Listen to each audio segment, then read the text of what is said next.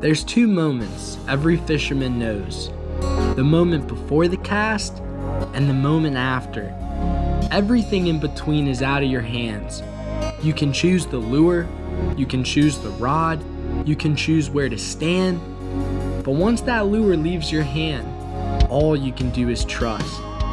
I've been thinking a lot about that lately, because maybe life isn't all that different. Every single day we're casting towards something. We're casting our time, our attention, our hearts, our lives.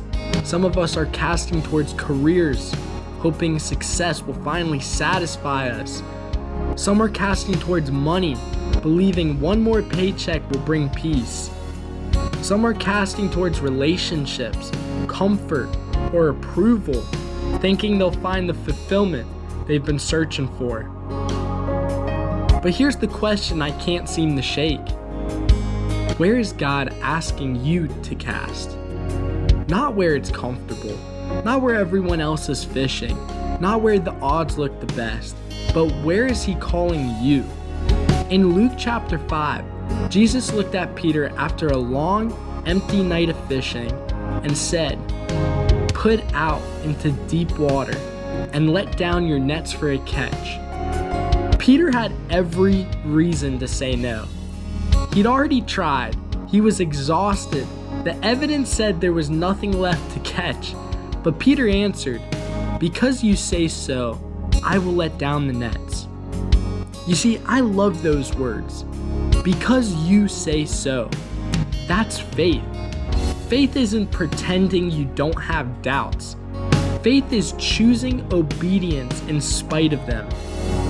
Peter's circumstances hasn't changed. The water hasn't changed. The fish hasn't changed. The only thing that changed was whose voice Peter chose to believe. Sometimes I wonder how many blessings we miss because we keep listening to our fear instead of God's voice. Sometimes we're waiting for God to move while He's waiting for us to cast. James tells us that faith without works is dead. Faith isn't passive. Faith moves. Faith obeys. Faith casts.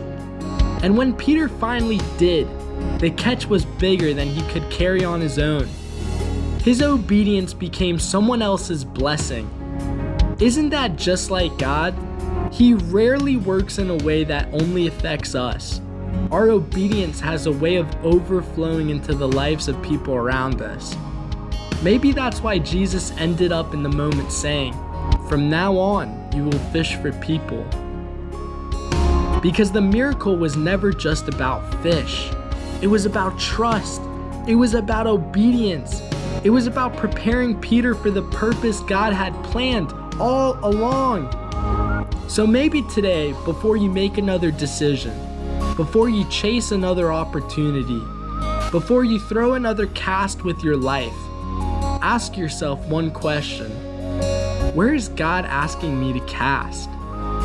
And when He answers, don't let fear keep the line in your hand. Cast. Because a life surrendered to Christ will always reach farther than one lived for yourself.